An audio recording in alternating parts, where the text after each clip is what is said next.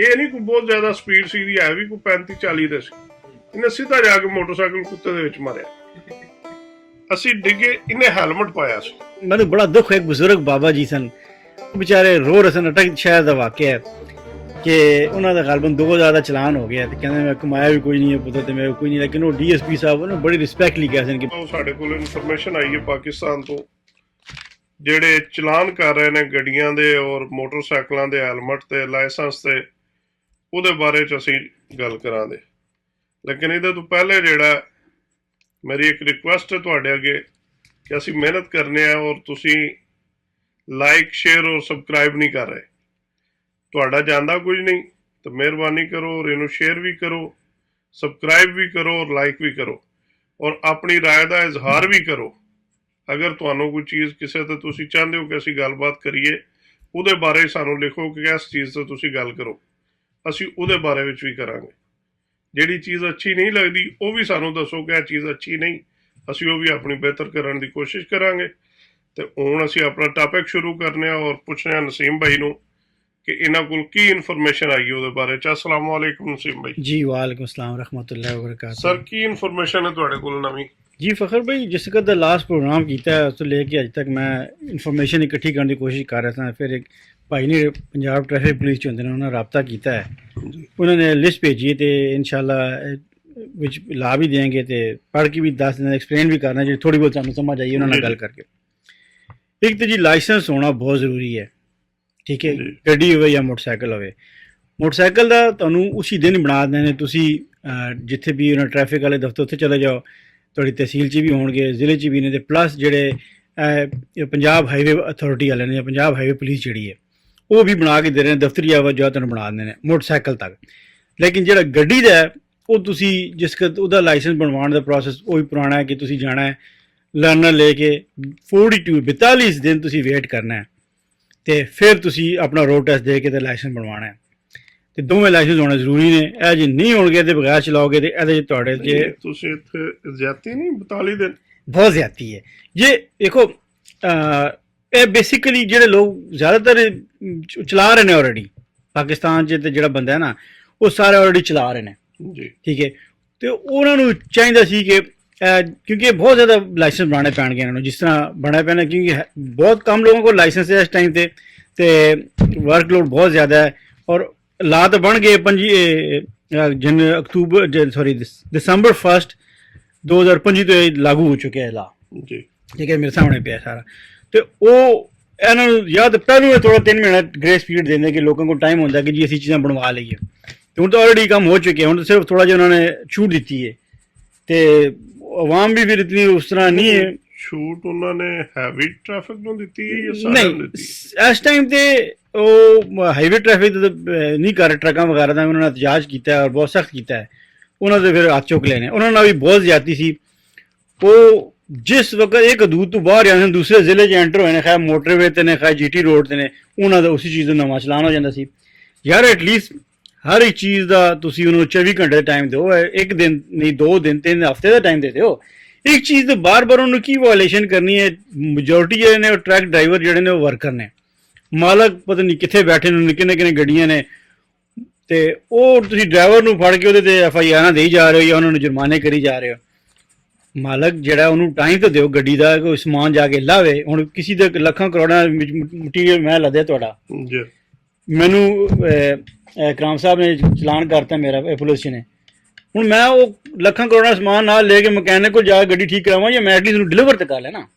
ਇਤਨਾ ਟਾਈਮ ਇਹਨਾਂ ਤੋਂ ਸ਼ਾਇਦ ਕੁਛ ਜੁਰਮਾ ਉੱਤੇ ਲਿਖ ਦੇਣ ਉਸ ਪਰਚੀ ਦੇ ਕਿ ਇਹਦੇ ਕੋਲ ਇਹ ਸਮਾਨ ਹੈ, ਇਹਨੇ ਸਾਨੂੰ ਦੱਸਿਆ ਕਿ ਇਹਨੇ ਲਾਹੌਰ ਤੋਂ ਪਿੰਡੀ ਜਾ ਰਹੇ ਜਾਂ ਪਿਸ਼ਾਵਰ ਜਾ ਰਹੇ, ਇਹਦੇ ਕੋਲ ਲੈਟਸ ਸੇ 1 ਜਾਂ 2 ਦਿਨ ਨੇ, ਇਹਨੇ 36-72 ਘੰਟੇ 3 ਦਿਨ ਤੱਕ ਇਹਨੇ ਸਮਾਨ ਨਹੀਂ ਠੀਕ ਕਰਾ ਤੇ ਫਿਰ ਦੁਬਾਰਾ ਚਲਾਉਣ ਹੋ ਸਕਦਾ। ਠੀਕ ਹੋ ਹੁਣ ਇੱਕ ਚੀਜ਼ ਦਾ ਤੁਸੀਂ ਹਰ ਉਹਦੇ जैसे जैसे जिला क्रॉस करता जाएगा, घंटे बाद चलान हो रहा है। 8 भी नहीं भाई, घंटे तो बाद ਹੁੰਦਾ ਸੀ। जैसे ਤੁਸੀਂ ਇੱਕ ਜ਼ਿਲ੍ਹੇ ਤੋਂ ਦੂਸਰੇ 'ਚ ਗਏ ਚਲਾਨ ਹੋ ਜਾਂਦਾ ਸੀ।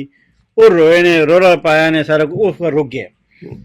ਤੇ ਬਾਕੀ ਸਾਰਿਆਂ ਦੇ ਵੀ ਫਿਲਹਾਲ ਮੇਰੇ ਖਿਆਲ 'ਚ ਹੱਥ ਹੌਲਾ ਕੀਤਾ ਨੇ। ਲੇਕਿਨ ਜਿਸ ਤਰ੍ਹਾਂ ਮੋਟਰਸਾਈਕਲਾਂ ਦੇ ਬਣਾ ਕੇ ਦੇ ਰਹੇ ਨੇ, ਜਿਹੜਾ ਬੰਦਾ ਗੱਡੀ ਦੀ ਚਲਾਉਣ ਦੀ ਟੈਸਟ ਪਾਸ ਕਰ ਸਕਦਾ ਹੈ ਜੀ, ਉਹਨੂੰ ਵੀ ਦੇ ਦਿਓ ਲਾਇਸੈਂਸ। ਇੱਕ ਤਾਂ ਬਣਾਓ ਤਾਂ ਸਹੀ ਨਾ। ਫਿਰ ਤੁਸੀਂ ਕੋਈ ਐਸਾ ਨਿਜ਼ਾਮ ਹੋਣਾ ਚਾਹੀਦਾ ਹੈ ਕਿ ਤੁਸੀਂ ਉਹਨਾਂ ਨੂੰ ਟਾਈਮ ਦਿਓ ਕਿ ਇੰਨੇ ਅਰਸੇ ਬਾਅਦ ਫਿਰ ਤੁਸੀਂ ਦੁਬਾਰਾ ਆ ਕੇ ਟੈਸਟ ਦੇਣਾ ਹੈ, ਜਾਂ ਕੋਈ ਉਹਨੂੰ ਵੇਖੋ ਜਿਹੜਾ ਬੰਦਾ ਗੱਡੀ ਚਲਾ ਰਿਹਾ ਹੈ, ਉਹਨੂੰ ਪਤਾ ਹੈ ਕਿ ਮੈਂ ਗੱਡੀ ਚਲਾਣੀ ਹੈ ਔਰ ਮੈਂ ਬਚਣਾ ਹੈ। ਜਿਹੜੇ ਇਤਨੇ ਅਰਸੇ ਤੋਂ ਵਿਦਆਊਟ ਲਾਇਸੈਂਸ ਚਲਾ ਰਹੇ ਨੇ, ਦੇ ਮਤਲਬ ਗੱਡੀ ਚਲਾ ਲੈਂਦੇ ਨੇ ਨਾ, ਬੜੀ ਦੁਨੀਆ ਨਹੀਂ ਜੀ। ਉੱਥੇ ਤਾਂ ਮੈਂ ਪਹਿਲਾਂ ਵੀ ਸੁਣਿਆ ਸੀ ਤੇ ਹੁਣ ਵੀ, ਜਿਸੇ ਤੱਕ ਉਹਨਾਂ ਦੇ ਖੁਦਾ ਨਾ ਖਾਸਤਾ ਕੋਈ ਐਕਸੀਡੈਂਟ ਨਾ ਹੋਵੇ ਜਾਂ ਸਿਰ ਤੇ ਨਾ ਪਵੇ, ਤੇ ਲਾਇਸੈਂਸ ਕੋਈ ਨਹੀਂ ਬਣਵਾਉਂਦਾ ਸੀ ਪਹਿਲਾਂ ਵੀ।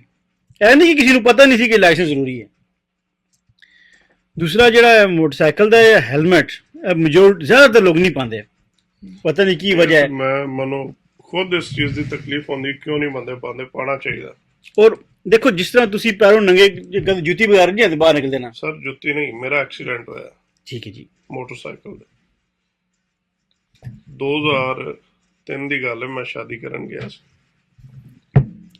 ਨਾਲ ਭਾਈ ਅਖਤਰ ਸੀ, ਇੱਕ ਲੜਕਾ ਹੋਰ ਸੀ ਸਾਡੇ ਨਾਲ। ਅਸੀਂ ਪਿੰਡੂ ਸ਼ਹਿਰ ਗਏ ਮੋਟਰਸਾਈਕਲ ਤੇ, ਇਹਨੂੰ ਮੈਂ ਕਿਹਾ ਗੱਡੀ ਕਰ ਲੈਂਦੇ ਹਾਂ। ਦੂਜੇ ਦਿਨ ਸਾਡੀ ਸ਼ਾਦੀ ਸੀ, ਕਹਿੰਦਾ ਨਹੀਂ ਮੋਟਰਸਾਈਕਲ ਤੇ ਜਾਣਾ। ਮੈਂ ਠੀਕ ਹੈ, ਅੱਛਾ ਜਾਣਾ। ਮੈਂ ਚਲਾ ਗਿਆ, ਵਾਪਸੀ ਤੇ ਵੀ ਮੈਂ।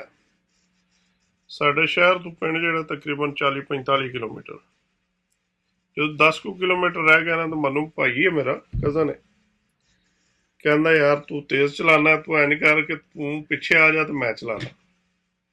ਮੈਂ ਠੀਕ ਹੈ। ਅੱਛਾ ਸਾਨੂੰ ਨਾ ਹੁਣ ਤਕਰੀਬਨ 1.5 ਕਿਲੋਮੀਟਰ ਦੇ ਅੱਗੇ ਕੁੱਤਾ ਹੈ, ਔਰ ਮੈਂ ਵੇਖ ਰਿਹਾ ਕੁੱਤਾ। ਅੱਛਾ, ਮੈਂ ਵੇਖ ਰਿਹਾ ਔਰ ਮੈਂ ਸੋਚ ਰਿਹਾ ਕਿ ਇਹਨੇ ਲੱਗ ਜਾਣਾ ਜਾ ਕੇ।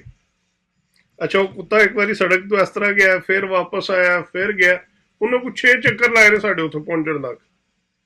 ਇਹ ਨਹੀਂ ਕੋਈ ਬਹੁਤ ਜ਼ਿਆਦਾ ਸਪੀਡ ਸੀ ਦੀ, ਹੈ ਵੀ ਕੋਈ 35-40 ਦੇ ਸੀ। ਇਹਨੇ ਸਿੱਧਾ ਜਾ ਕੇ ਮੋਟਰਸਾਈਕਲ ਕੁੱਤੇ ਦੇ ਵਿੱਚ ਮਾਰਿਆ। ਅਸੀਂ ਡਿੱਗੇ, ਇਹਨੇ ਹੈਲਮਟ ਪਾਇਆ ਸੀ। ਹੈਲਮਟ ਜਿਹੜਾ ਨਾ, ਜਿਹੜੀ ਜਗ੍ਹਾ ਥੱਲੇ ਲੱਗੀ ਹੈ ਨਾ, ਉਹ ਹੈਲਮਟ ਸਾਰਾ ਖਤਮ ਹੋ ਗਿਆ ਸੀ ਉਸ ਸਾਈਡ ਤੋਂ।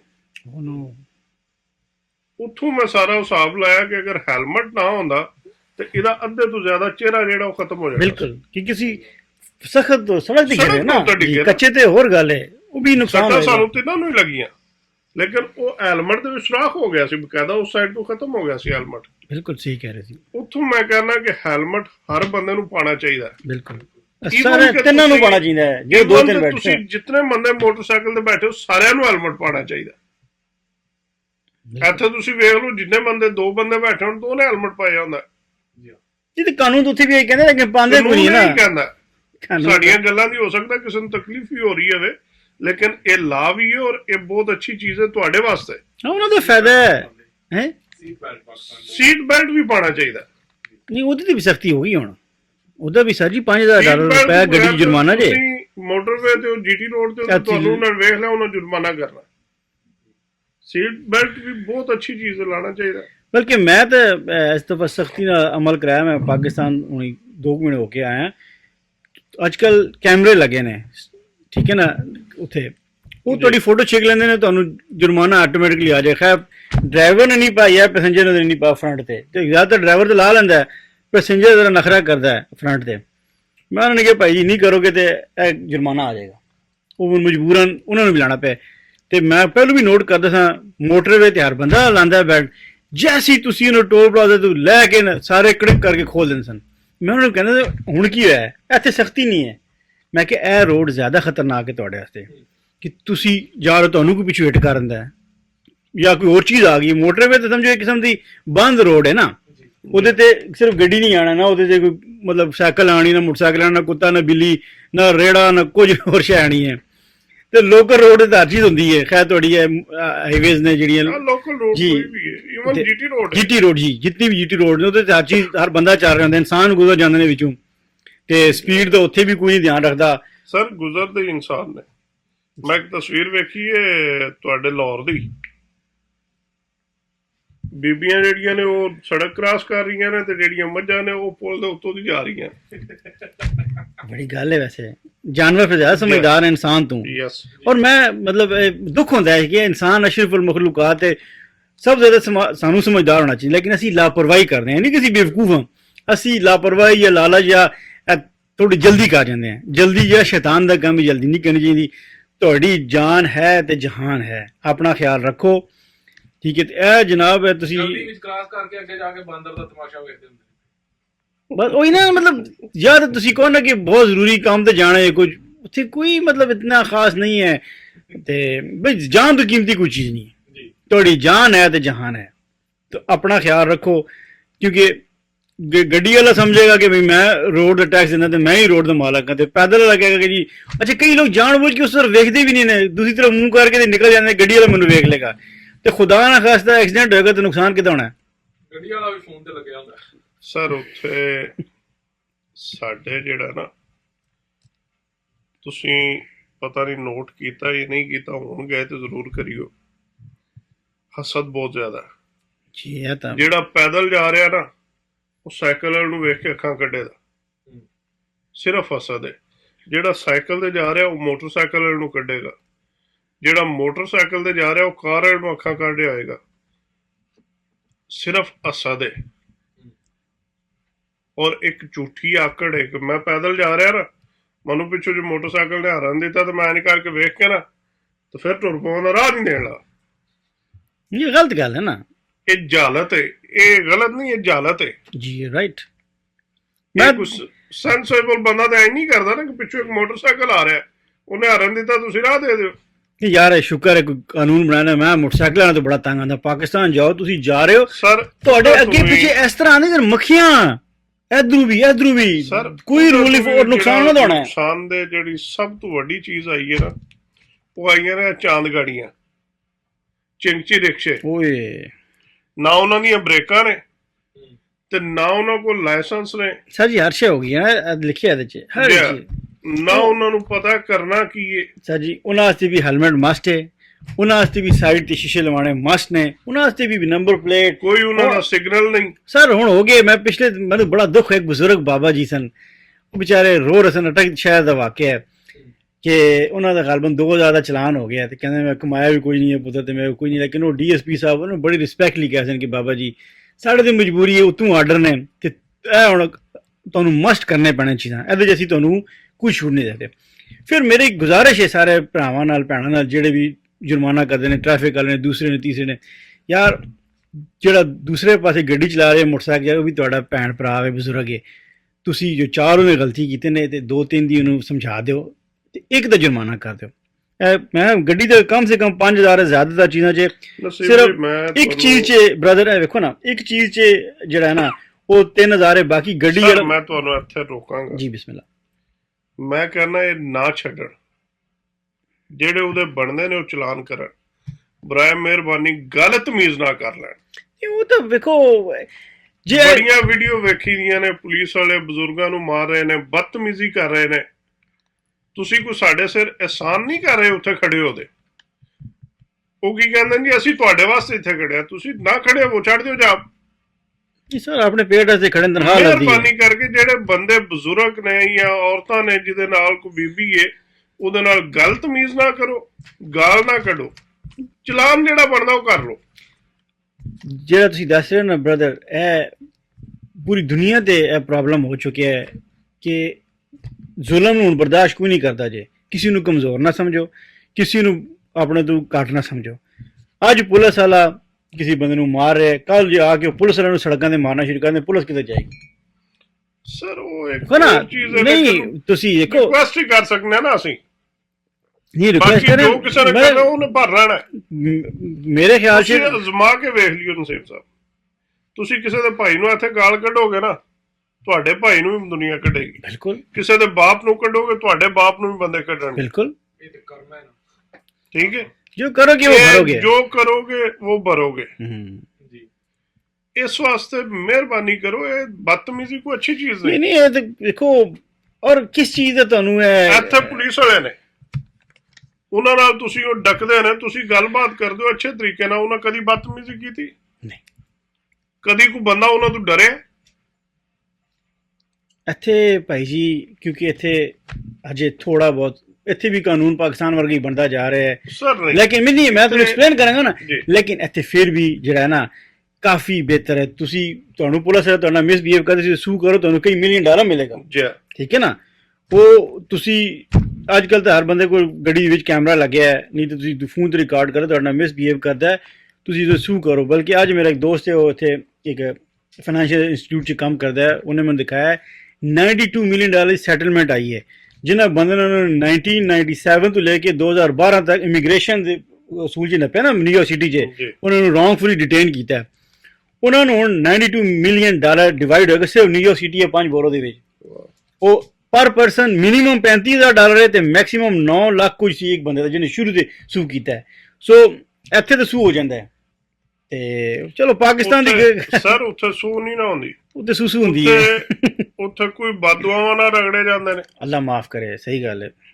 ਤੇ ਕੋਈ ਅੱਲਾ ਨੂੰ ਰਗੜੇ ਜਾਂਦੇ ਨੇ, ਹੁੰਦਾ ਉੱਥੇ ਵੀ ਸਾਰਾ ਕੁਝ ਹੈ ਬਿਲਕੁਲ ਜੀ, ਲੇਕਿਨ ਅਸੀਂ ਫੀਲ ਨਹੀਂ ਕਰਦੇ, ਅਸੀਂ ਹੁਣ ਢੀਠ ਜਿਹੇ ਹੋ ਕੋਲ ਕੀ ਜਿਹੜੀ ਨਵੀਂ ਕੋਈ ਇਨਫੋਰਮੇਸ਼ਨ ਆਈ ਹੈ ਉਹਦੇ ਵਿੱਚ ਜੀ ਮੈਂ ਕਿਤਨੇ ਤੁਹਾਨੂੰ ਪੜ੍ਹ ਕੇ ਸੁਣਾ ਦਿੰਦਾ ਜੀ। ਇਹ ਔਰ ਜਿਹੜਾ ਅੱਗੇ ਉਹ ਵਿੰਡੋ ਟੈਂਟਨ ਦਾ ਮਸਲਾ ਸੀ ਉਹ ਕੀ ਹੈ, ਉਹਦੇ ਤੇ ਕੋਈ ਦੋਸ਼ੀ ਉਹ ਚਲੋ ਪਹਿਲਾਂ ਵਿੰਡੋ ਤੇ ਕਰ ਲੈਂਦੇ ਹਾਂ। ਜਿਹੜੀ ਗੱਡੀਆਂ ਦੇ ਵਿੱਚ ਸ਼ੀਸ਼ੇ ਕਾਲੇ ਹੁੰਦੇ ਨੇ ਪਿਛਲੇ, ਜੀ ਉਹ ਜਿਹੜੇ ਪਿੱਛੋਂ ਕੰਪਨੀ ਬਣਾ ਕੇ ਭੇਜ ਰਹੀ ਸੀ, ਉਹ ਜੇ ਅੱਗੇ ਉਹਦੇ ਤੇ ਫਾਈਨ ਉਹਦੇ ਤੇ ਫਾਈਨ ਕਰ ਸੀ, ਉਹ ਗਲਤ ਸੀ ਨਾ। ਦੇਖੋ ਮਸਲਾ ਅਸਲ 'ਚ ਇਹ ਹੁੰਦਾ ਹੈ ਕਿ ਜਿਹੜੇ ਵੀ ਕਾਨੂੰਨ ਬਣਾਉਂਦੇ ਨੇ ਉਹ ਮੇਰੇ ਖਿਆਲ 'ਚ ਬਸ ਜਲਦੀ ਬਣਾਉਂਦੇ ਨੇ। ਤੁਸੀਂ ਉਹਨੂੰ ਬਾਰ-ਬਾਰ ਉਹਨੂੰ ਵਿਊ ਕਰੋ, ਗਲਤੀ ਨਾ ਆ ਜਾਏ, ਫਿਰ ਇਹ ਕਾਨੂੰਨ ਬਣਾਓ। ਇਹ ਤੁਹਾਡੇ ਵਾਸਤੇ ਵੀ ਅੱਛਾ ਹੈ ਕਿ ਤੁਸੀਂ ਅੱਛੇ ਕਾਨੂੰਨਦਾਨ ਬਣੋਗੇ, ਆਵਾਮ ਵਾਸਤੇ ਵੀ ਅੱਛਾ, ਜਿਹੜਾ ਅੱਗੂ ਫਾਲੋ ਕਰਾ ਰਿਹਾ ਉਹਦੇ ਵਾਸਤੇ ਵੀ ਅੱਛਾ, ਜਿਹੜਾ ਅਫੀਸਰ ਹੈ ਜਾਂ ਜਿਹੜਾ ਵੀ ਬੰਦਾ ਅੱਗੂ ਜਾ ਕੇ ਜੁਰਮਾਨਾ ਕਰਦਾ ਹੈ। ਹੁਣ ਇੱਕ ਚੀਜ਼ ਹੈ, ਉਹ ਪਿੱਛੋਂ ਜਿਹੜੀ ਤੁਸੀਂ ਗੱਡੀ ਲਿੱਤੀ ਹੈ ਉਹ ਵੀ ਉਹਨਾਂ ਨੇ ਕਾਲੇ ਸ਼ੀਸ਼ੇ ਕਰਦੇ ਨੇ, ਔਰ ਇੱਕ ਉਹ ਇੰਟਰਨੈਸ਼ਨਲ ਲਿਮਿਟ ਦੇ ਨਾਲ ਕਰਦੇ ਨੇ ਜਿਹੜਾ ਅਲਾਉਡ ਹੁੰਦਾ ਹੈ। ਤੁਸੀਂ ਉਹਨਾਂ ਨੂੰ ਵੀ ਜੁਰਮਾਨੇ ਕਰ, ਉਹਨੂੰ ਮੈਂ ਦੱਸੋ ਉਹਦਾ ਕੀ ਉਹ ਹਾਲ ਉਸ ਕਰਦੇ ਕਿ ਇਹ ਤਰੋੜ ਕੇ ਨਵਾਂ ਲਵਾ ਦਿੰਦੇ ਜਾਂ ਰੋਜ਼ ਜੁਰਮਾਨਾ ਦਿੰਦੇ ਜਾਂ ਹਰ ਥੋੜੀ ਦੇਰ ਬਾਅਦ ਉਹਨੂੰ ਪੁਲਿਸ ਰੋਕ ਕੇ ਜੁਰਮਾਨਾ ਕਰਦੀ। ਲੇਕਿਨ ਹੁਣ ਉਹਨਾਂ ਨੇ ਕਿਹਾ ਕਿ ਜੀ ਜਿਹੜੇ ਸ਼ੀਸ਼ੇ ਪਿੱਛੋਂ ਮੈਨੂਫੈਕਚਰ ਜਿਹੜੀ ਕੰਪਨੀ ਬਣਾ ਕੇ ਭੇਜ ਰਹੀ ਹੈ ਉਹ ਵਿੱਚੋਂ ਕਾਲੇ ਨੇ ਤੇ ਪਿਛਲੇ ਸ਼ੀਸ਼ਿਆਂ ਦਾ ਕੋਈ ਜੁਰਮਾਨਾ ਨਹੀਂ ਆਏਗਾ। ਤੇ ਇੱਕ ਹੋਰ ਹੈ, ਜਿਹੜੇ ਸਾਡੇ ਅਸੀਂ ਜਿਤਨੇ ਵੀ ਭੈਣ ਭਰਾ ਬਾਹਰ ਹੁੰਦੇ ਆ, ਇੰਟਰਨੈਸ਼ਨਲ ਲਾਇਸੈਂਸ ਬਣਵਾਇਆ ਕੋਈ ਵੀ ਉਸ ਮੁਲਕ ਦਾ, ਉਸ ਲਾਇਸੈਂਸ ਦੇ 6 ਮਹੀਨੇ ਪਾਕਿਸਤਾਨ 'ਚ ਗੱਡੀ ਚਲਾ ਸਕਦੇ ਹੋ, ਕੋਈ ਮਸਲਾ ਨਹੀਂ ਹੈ। ਤੁਸੀਂ ਜਾ ਕੇ ਉੱਥੇ ਕਨਵਰਟ ਨਹੀਂ, ਤੁਸੀਂ ਜੋ ਰੈਗੂਲਰ ਤੇ ਵੀ ਚਲਾ ਸਕਦੇ ਹੋ। ਹੁਣ ਨਵਾਂ ਇੱਕ ਉਹਨਾਂ ਨੇ ਇਸ਼ੂ ਕੀਤਾ ਹੈ ਕਿ ਵੀ ਤੁਸੀਂ ਕੋਈ ਮਸਲਾ ਨਹੀਂ, ਤੁਸੀਂ ਆਪਣਾ ਜਿਹੜਾ ਜਿਸ ਮੁਲਕ ਦਾ ਲਾਇਸੈਂਸ ਉਸ ਤੇ ਚਲਾਓਗੇ। ਮੇਰੇ ਨਾਲ ਇਸ ਤਰ੍ਹਾਂ ਹੋਇਆ ਨਾ, ਮੈਂ ਗਿਆ ਤਾਂ ਬਹੁਤ ਸਖਤੀ ਸੀ ਇਸਲਾਮਾਬਾਦ 'ਚ ਲਾਹੌਰ ਪੰਜਾਬ ਤੋਂ 4 ਮਹੀਨੇ ਪਹਿਲੇ ਇਸਲਾਮਾਬਾਦ ਸਖਤੀ ਹੋਈ ਸੀ। ਉਹਨਾਂ ਨੇ ਵੀ ਇਸ ਤਰ੍ਹਾਂ ਹੀ ਸੇਮ ਕੀਤਾ ਹੈ ਕਿ ਜੀ जिस को लाइसेंस नहीं होते तो FIR दो, सब कुछ करो। लेकिन इस्लामाबाद छोटा शहर है, इतनी आबादी नहीं है तो वो इतनी गल फैली नहीं है। दिसंबर च है ना, उसे अगस्त च आ गए सी गालबन ते मैं अक्तूबर च दोबारा गया ते उन्होंने जनाब जिथों मैं जावा रोज ही रोक लेंदे सन, जिस नाके हर बंदे नूं ऑलमोस्ट चेक कर रहे सन। तो मैनू कहंदे लाइसेंस विखा, मैं न्यूयॉर्क दा लाइसेंस विखाता तो कहंदा बड़ा पहले इंग्लिश शुरू करती, मैं भाई उर्दू पंजाबी बोल रहे, मैनू कोई मसला नहीं है। वो सर ये आपको पता नहीं हाईवे वालों से बनवाना पड़ेगा ये। मैं कहा यार लाइसेंस होता है, आपको मेरी गाड़ी की चलाने में कोई फॉल्ट है, कोई मसला है तो बताओ। कहता है नहीं जी कोई मसला। खैर उन्हें क्या जाओ जी। फिर मेरे को लगता है न्यूयॉर्क तो बाहर एक स्टेट है मैरीलैंड, उन्होंने लाइसेंस पाकिस्तान के लाइसेंस वगैरह लुक लैके मैं वही लाइसेंस जरा मैंने रोके मैं दूरों भी खाई लाइसेंस है ओके जाओ।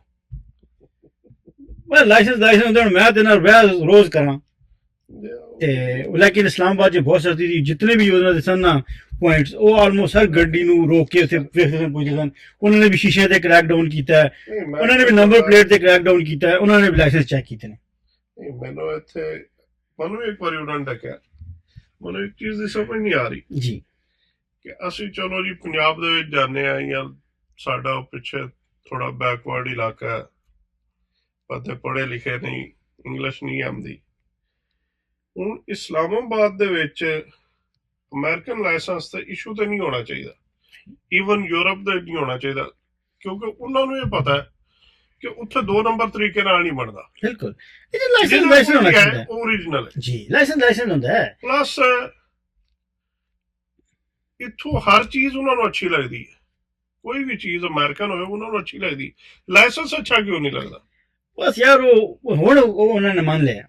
ਮੈਂ ਵੀ ਉਹਨੂੰ ਸਮਝਾਉਣ ਦੀ ਕੋਸ਼ਿਸ਼ ਕੀਤੀ, ਮੈਂ ਕਿਹਾ ਸਾਡੇ ਡਾਲਰ ਤੁਹਾਨੂੰ ਬੜੇ ਚੰਗੇ ਲੱਗਦੇ ਨੇ ਤੇ ਉਹ ਕਹਿੰਦਾ ਸਰ ਆਪ ਜਾਓ। ਬੰਦਾ ਠੀਕ ਨਹੀਂ ਜਾਓ। ਅਸਲ 'ਚ ਤੁਸੀਂ ਜੇ ਤੁਹਾਨੂੰ ਕੋਈ ਬੰਦਾ ਰੋਕਦਾ ਨਾ, ਪਹਿਲਾਂ ਤਾਂ ਭਾਈ ਤੁਸੀਂ ਉਹਦੀ ਇੱਜ਼ਤ ਕਰਨੀ ਹੈ, ਉਹਦੇ ਨਾਲ ਰਿਸਪੈਕਟਲੀ ਗੱਲ ਕਰਨੀ ਹੈ। ਜੀ ਸਰ ਕੀ ਹੋਇਆ ਸਰ ਸਾਡੀ ਜ਼ਿਆਦਾ ਹੀ ਨਹੀਂ ਸਾਡੀ ਨਹੀਂ ਹੈ ਨਾ, ਮੈਜੋਰਿਟੀ ਲੋਕੀ ਕਰਦੇ ਨੇ। ਜਿਹੜਾ ਰੋਕਿਆ ਉਹਨੂੰ ਲਈ ਇੱਕ ਦੋ ਵਿਖਾਣਾ ਪੈਂਦਾ ਕਿ ਮੈਂ ਪਤਾ ਨਹੀਂ ਕੀ ਹੈ ਭਾਈ, ਜਿਸ ਜਿਹੜਾ ਤੁਹਾਨੂੰ ਰੋਕ ਰਿਹਾ ਨਾ ਸਭ ਕੁਝ ਉਹੀ ਹੈ, ਉਹ ਅਥਾਰਟੀ ਹੈ, ਠੀਕ ਹੈ ਨਾ। ਉਹ ਤੁਹਾਡਾ ਇਤਨੇ ਤੇ ਜੁਰਮਾਨੇ ਕਰ ਸਕਦਾ, ਐਸੇ ਤੁਹਾਡੇ ਦਫੇ ਲਾ ਸਕਦਾ, ਤੁਹਾਨੂੰ ਪਤਾ ਲੱਗ ਜਾਏਗਾ ਕਿ ਮੇਰਾ ਹੋਇਆ ਕੀ ਹੈ। ਉਹਦੀ ਰਿਸਪੈਕਟ ਕਰੋ, ਉਹਦੇ ਤੁਹਾਡਾ ਕੋਈ ਪਰਸਨਲ ਦੁਸ਼ਮਣੀ ਨਹੀਂ ਹੈ। ਉਹਨੇ ਤੁਹਾਨੂੰ ਬੇਸ਼ੱਕ 4 ਗੱਡੀਆਂ ਤੋਂ ਬਾਅਦ ਤੁਹਾਡੀ ਗੱਡੀ ਰੋਕ ਲਈ ਹੈ ਨਾ, ਐ ਨਾ ਸਮਝੋ ਕਿ ਤੁਹਾਨੂੰ ਨਹੀਂ ਪਈ, ਤੇ ਵੈਸੇ ਤੁਹਾਡੀ ਵਾਰੀ ਆ ਗਈ, ਉਹਨੇ ਵੈਸੇ ਰੋਕ ਲਿਆ, ਉਹਦੀ ਤੁਹਾਡੇ ਨਾਲ ਪਰਸਨਲ ਦੁਸ਼ਮਣੀ ਕੋਈ ਨਹੀਂ ਅਜੇ ਤੱਕ। ਜੀ ਜੀ ਅੱਗੋਂ ਸਲਾਮ ਅਲੈਕੁਮ ਵਾਸਲਾਮ ਤੋਂ ਬਾਅਦ ਤੁਸੀਂ ਜੋ ਗੱਲ ਕਰਦੇ ਹੋ ਉਹਦਾ ਜਵਾਬ ਉਹਨੂੰ ਛੋਟਾ ਜਿਹਾ ਦਿਓ, ਨਾ ਲੰਬੀ ਤਫਸੀਲਾਂ ਜਾਓ, ਤੇ ਨਾ ਗੁੱਸਾ ਕਰੋ, ਨਾ ਬਹਿਸ ਕਰੋ, ਠੀਕ ਹੈ ਨਾ। ਜੋ ਉਹਦਾ ਮਸਲਾ ਹੈ ਉਹਨੇ ਤੁਹਾਡੀ ਗੱਲ ਸੁਣ ਕੇ ਇੱਜ਼ਤ ਨਾਲ ਤੇ ਤੁਹਾਡੀ ਇੱਜ਼ਤ ਕਰੇਗਾ। ਜੇ ਤੁਸੀਂ ਉਹਨੂੰ ਥੋੜਾ ਜਿਹਾ ਔਖੇ ਜਾਂ ਥੋੜਾ ਜਿਹਾ ਆਕੜੋਗੇ ਨਾ, ਫਿਰ ਤੁਹਾਡਾ ਕੰਮ ਖਰਾਬ ਹੋਣਾ ਸ਼ੁਰੂ ਹੋ ਜਾਏਗਾ, ਕਿਉਂਕਿ ਉਹਨੇ ਵਰਦੀ ਪਾਈ ਹੈ। ਉਹਨੂੰ ਜਿਹੜਾ ਨਾ ਫਿਰ ਉਹ ਹੁੰਦਾ ਕਿ ਤੁਸੀਂ ਵਰਦੀ ਤੁਸੀਂ ਕਰ ਰਹੇ ਹੋ, ਪਰਸਨਲ ਬੰਦੇ ਦੀ ਨਹੀਂ ਕਰ ਰਹੇ ਹੋ। ਜੇ ਫਿਰ ਉਹ ਇੱਕ ਵਰਦੀ ਨਹੀਂ, ਪੂਰੇ ਸਿਸਟਮ ਦੀ ਪ੍ਰੋਬਲਮ ਹੋ ਜਾਂਦੀ, ਸਪੈਸ਼ਲੀ ਪਾਕਿਸਤਾਨ 'ਚ। ਇੱਥੇ ਵੀ ਤੁਸੀਂ ਕਰੋਗੇ ਸੇਮ ਥਿੰਗ, ਪੁਲਿਸ ਨਾਲ ਜਾਂ ਜੋ ਵੀ ਤੁਹਾਨੂੰ ਅਥਾਰਟੀ ਰੋਕਦੀ ਹੈ, ਉਹਨਾਂ ਬੜੀ ਇੱਜ਼ਤ ਨਾਲ ਔਰ ਤਰੀਕੇ ਨਾਲ ਗੱਲ ਕਰੋ। ਆਪਣਾ ਮਸਲਾ ਉਹਨਾਂ ਦੀ ਗੱਲ ਸੁਣੋ ਤਾਂ ਆਪਣਾ ਐਕਸਪਲੇਨ ਕਰੋ, ਤੇ ਨਾ ਉਹਦੀ ਤੁਹਾਡਾ ਜ਼ਾਤੀ ਦੁਸ਼ਮਣੀ ਤੇ ਨਾ ਤੁਸੀਂ ਜ਼ਾਤੀ ਦੁਸ਼ਮਣੀ ਬਣਾਓ ਉਹਦੇ ਨਾਲ। ਜੀ ਜੇ ਤੁਸੀਂ ਉਹਨਾਂ ਜ਼ਾਤੀ ਦੁਸ਼ਮਣੀ ਬਣਾ ਰਹੋਗੇ ਤਾਂ ਤੁਹਾਡਾ ਨੁਕਸਾਨ ਹੈ, ਉਹਨਾਂ ਦਾ ਕੁਝ ਨਹੀਂ ਜਾਣਾ ਜੀ। ਹਾਂਜੀ ਤੁਸੀਂ ਉਹ ਨਾ ਤੁਸੀਂ ਉਹਨੂੰ ਸਸਪੈਂਡ ਕਰਾ ਸਕਣਾ, ਨਾ ਤੁਸੀਂ ਕਢਾ ਸਕਣਾ, ਨਾ ਕੁਝ ਹੋਣਾ ਹੈ, ਉਹਨੇ ਉੱਥੇ ਹੀ ਰਹਿਣਾ ਹੈ, ਠੀਕ ਹੈ ਨਾ। ਤੁਸੀਂ ਜਿਹੜੇ ਕੇ ਲੱਗ ਜਾਣਾ ਲੱਗੇ ਆ ਜਿਹੜੇ ਨਵੇਂ ਹੁਣ ਕਾਨੂੰਨ ਬਣੇ ਨੇ, ਤੁਸੀਂ ਵੇਖੋ ਨਾ ਕਿ 6 ਮਹੀਨੇ ਕੈਦ ਹੈ, ਕਈਆਂ ਦੇ ਜੁਰਮਾਨੇ ਨੇ, ਨਾਲ ਉਹਨਾਂ ਦੇ ਪੁਆਇੰਟਸ ਵੀ ਆ ਰਹੇ ਨੇ ਤੁਹਾਡੇ ਲਾਇਸੈਂਸ ਤੇ ਤੁਸੀਂ ਕਿਉਂ ਆਪਣਾ ਜ਼ਿੰਦਗੀ ਖਰਾਬ ਕਰਦੇ ਹੋ, ਆਪਣਾ ਰਿਕਾਰਡ ਖਰਾਬ ਕਰਦੇ ਹੋ। ਉਹਨਾਂ ਨਾਲ ਇੱਜ਼ਤ ਨਾਲ ਗੱਲ ਕਰੋ। ਉਹ ਜੇ ਨਹੀਂ ਮਿਸਾਲ ਦੇ ਤੌਰ ਤੇ ਤੁਹਾਡੇ ਨਾਲ ਸਹੀ ਵਰਤਾਓ ਕਰੇ ਤੇ ਉਹਨੂੰ ਚੁੱਪ ਕਰ ਜਾਓ, ਕੋਈ ਰਿਕਾਰਡਿੰਗ ਕਰੋ, ਫਿਰ ਉਹਨੇ ਅਫਸਰਾਂ ਨਾਲ ਕਰੋ। ਰਿਕਾਰਡਿੰਗ ਵੀ ਨਹੀਂ ਨਾ ਕਰਨ ਦਿੰਦੇ। ਨਹੀਂ ਤੁਸੀਂ ਇਹ ਰਿਕਾਰਡ ਫੋਨ ਹੈ ਨਾ, ਤੁਸੀਂ ਇਹਨੂੰ ਰਿਕਾਰਡਿੰਗ ਤੇ ਲਾ ਕੇ ਜੇਬ 'ਚ ਪਾ ਲਓ, ਗੱਲਾਂ ਦੇ ਰਿਕਾਰਡ ਹੋ ਸਕਦੀਆਂ ਨੇ ਨਾ, ਉਹ ਅਲਾਉਡ ਨਹੀਂ ਹੈ। ਤੁਸੀਂ ਕਿਸੇ ਦੇ ਫੋਨ ਦੇ ਇਸ ਤਰ੍ਹਾਂ ਮੂੰਹ ਤੇ ਰੱਖ ਕੇ ਬਣਾ ਲਓ ਉੱਥੇ ਤੇ ਜੀ। ਹੁਣ ਸਾਡੀ ਵੀਡੀਓ ਕਾਫੀ ਲੰਮੀ ਹੋ ਰਹੀ ਹੈ ਤੇ ਇਸੇ ਟਾਪਿਕ ਨੂੰ ਅਸੀਂ ਕੰਟੀਨਿਊ ਕਰਾਂਗੇ ਇਨਸ਼ਾਅੱਲਾ ਨੈਕਸਟ ਪਾਰਟ ਦੇ ਵਿੱਚ, ਤੇ ਅਗਲਾ ਵਲੌਗ ਵੀ ਇਸੇ ਦੇ ਰਿਲੇਟਡ ਹੋਏਗਾ। ਤੇ ਇਨਸ਼ਾਅੱਲਾ ਇਜਾਜ਼ਤ ਚਾਹੁੰਦੇ ਹਾਂ, ਲਾਈਕ ਸ਼ੇਅਰ ਔਰ ਸਬਸਕ੍ਰਾਈਬ ਕਰੋ। ਜ਼ਿੰਦਗੀ ਰਹੀ ਤੇ ਅਗਲੇ ਪਾਰਟ 'ਚ ਮਿਲਦੇ ਹਾਂ। ਅੱਲਾ ਹਾਫਿਜ਼।